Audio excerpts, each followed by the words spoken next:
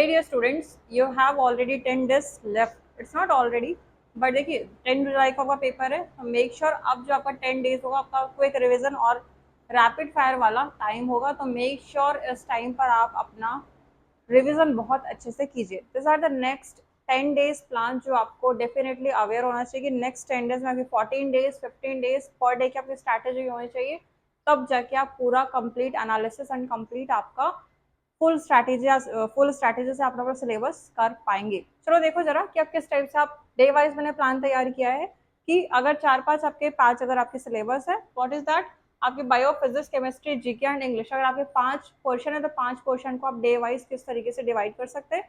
And day wise मैंने divide किया, day wise ही मैंने भी पहले जब पढ़ा था डे वाइज मैंने भी डिवाइड करके और एट लास्ट मैंने फिर सिलेबस को पूरा कंपाइल किया था. देखो जरा कि अगर मैं डे वाइज अपने आप को अपने सिलेबस को डिवाइड करती हूँ हर एक चैप्टर पे, चाहे बायो हो केमिस्ट्री हो फिजिक्स हो, तो मैं डे वाइज करती हूँ तो मैं कंप्लीट सिलेबस और कंप्लीट रिवीजन पे काम करूंगी. ठीक है, इट मीन्स मैं क्या करूंगी, पहले डिवाइड द प्रायोरिटी फर्स्ट की मुझे सबसे पहली प्रायोरिटी में जो मेरा सबसे मेन कोर टॉपिक होगा, मेरा मेन कोर सब्जेक्ट होगा, दैट इज मेरा बायोलॉजी.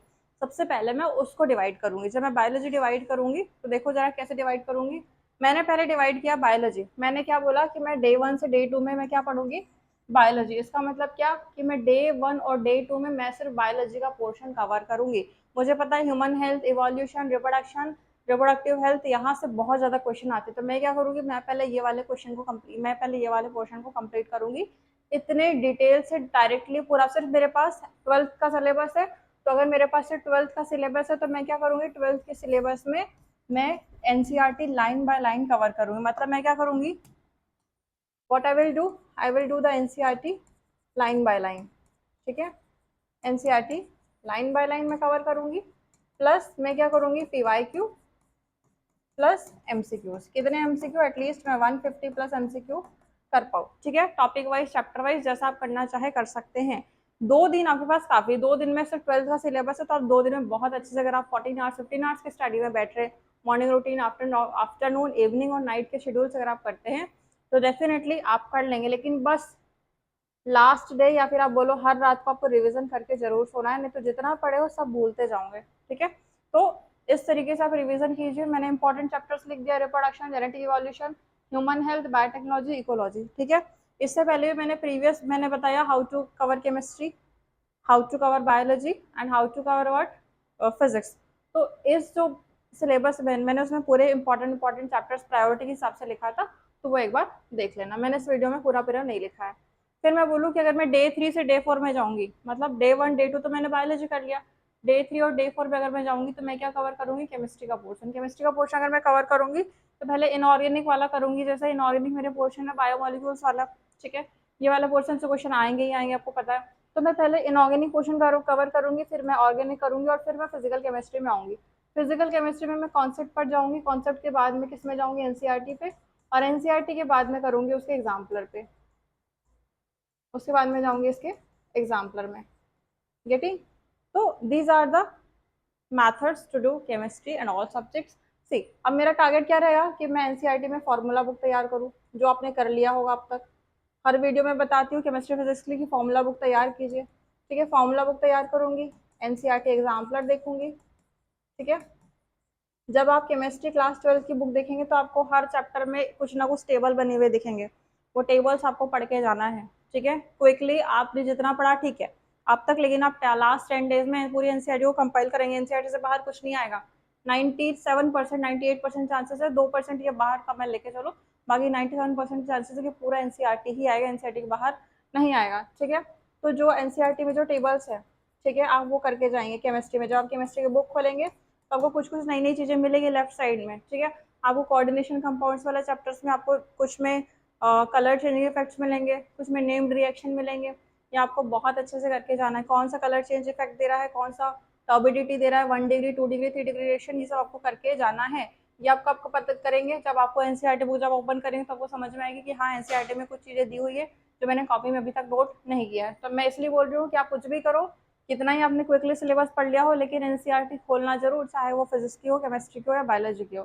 ठीक है, फिर मैं अगर बात करूँ डे 5 और डे 6 की अगर बात करूँ तो मैं आती हूँ फिजिक्स में. फिजिक्स छोड़ना नहीं है. ठीक है, आपने फिजिक्स कैप नहीं करना है, अपने आप को बहुत ज़्यादा थरोली कीजिए कि थ्योरेटिकल पोर्शन पहले कवर करो, सिंपल कॉन्सेप्ट बेस्ड करो, फॉर्मूला बेस्ड और एनसीईआरटी एग्जाम्पलर्स इतना भी कर लेते हो, पीछे की जो एक्सरसाइज है ये भी कर लेते हो, तो आपका काम हो जाएगा। ठीक है, यूनिट्स आप देखिए, यूनिट से कैसे क्वेश्चन बन रहे हैं, यूनिट मेथड देखिए। ठीक है, these are the various method. आप यहाँ पे क्या करेंगे, इंपॉर्टेंट फॉर्मूलेस, यहाँ पे तो आप इंपॉर्टेंट फॉर्मूलेस करेंगे। ठीक है, और पीवाईक्यू नहीं समझ में आ रहा तो एटलीस्ट पीवाईक्यू कर लो और एमसीक्यू कर लो।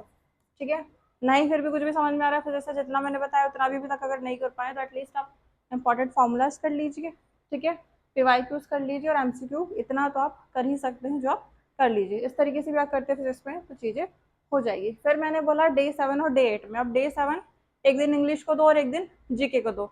इंग्लिश में फटाफट आप पूरे टेंस चार्ट देखने के लिए 5 मिनट लगेगा मुश्किल से।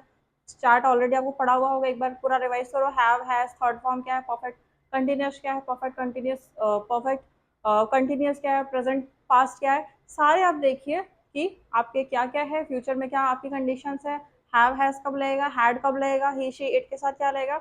एटलीस्ट हेल्पिंग वर्ब आपको देख के चाहिए जिससे आपको हेल्प मिलेगा एरर में।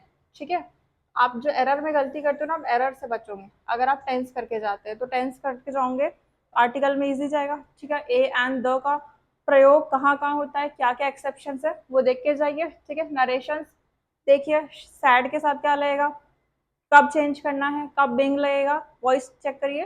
ठीक है, सिनोनिम्स और एंटोनिम्स 100% आएगा।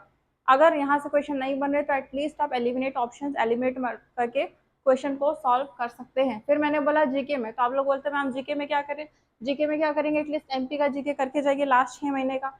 ठीक है, पीवाईक्यू जरूर देखना, स्पोर्ट्स देखो, अवार्ड्स, लास्ट 6 मंथ के करंट अफेयर जिसमें रिसेंट चेंजेस हुआ हैं, नेम जो चेंज हुए हैं कि अभी कौन से पद में कौन है। ठीक है, ये अभी बहुत सारे चेंजेस हुए हैं वो करके जाइए। स्पोर्ट्स, कौन से वर्ल्ड कप में कौन से क्या हुआ है एटलीस्ट ये देखिए, और इम्पोर्टेंट डेज। ठीक है, किस डे में क्या होता है, कौन सा इवेंट होता है, एटलीस्ट आप इम्पोर्टेंट डेज देखकर जाइए। तो ये मेरा था आपका डे 8 तक। अब जो मेरे लास्ट 2 दिन बचेंगे 10 दिन में, 8 दिन में तो मैंने क्या कर दिया, पूरे सिलेबस को कंबाइन कर दिया।